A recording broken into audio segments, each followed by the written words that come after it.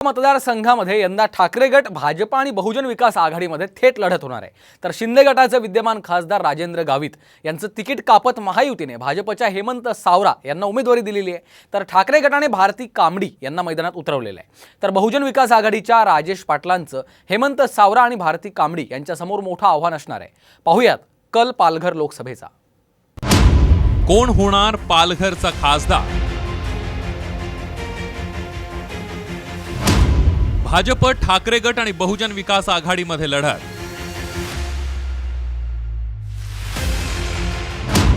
नाराज गावित म्हणतायत पक्षाचं काम करणार।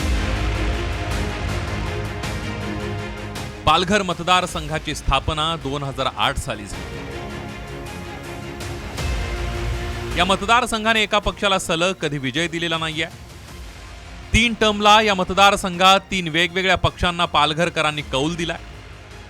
त्यामुळे यंदाच्या निवडणुकीकडे सगळ्यांचं लक्ष लागलंय। पालघरमध्ये यंदा तिरंगी लढत होणार आहे। भाजपकडून हेमंत सावरा यांना संधी देण्यात आली आहे।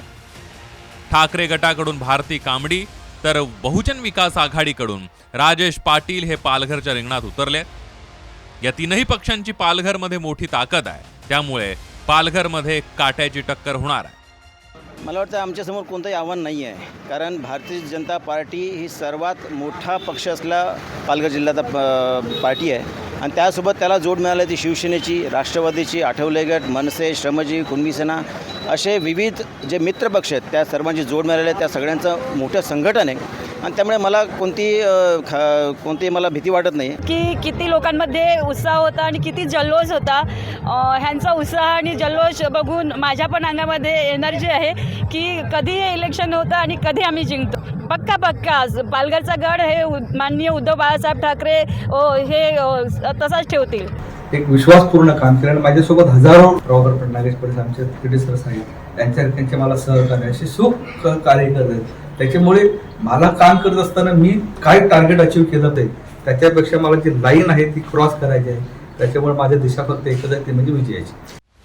तर दुसरीकडे शिंदे गटाचे विद्यमान खासदार राजेंद्र गावित यांचं तिकीट कापल्यानं त्यांनी नाराजी व्यक्त केली आणि मला शेवटपर्यंत खात्री होती की मला त्या ठिकाणी उमेदवारी मिळाली, परंतु दुर्दैवाने त्या ठिकाणी ज्या पद्धतीने त्या ठिकाणी माझी उमेदवारी नाकारली गेली ते निश्चितच माझ्या दृष्टीने त्या ठिकाणी एक म्हणजे आपलं काय त्या ठिकाणी नैराश्य ही आहे। पालघर लोकसभा मतदारसंघात बराचसा आदिवासी भाग येतोय। या भागातील आदिवासींचे प्रश्न अनेक वर्षांपासून प्रलंबित आहेत, तर नागरी भागातील लोकांचे प्रश्न जैसे थेच आहेत। एक नजर टाकूया मतदारसंघातील प्रश्नांवर। तीव्र पाणी टंचाईचा सामना करावा लागतोय। कुपोषणाची समस्या जैसे थे आहे।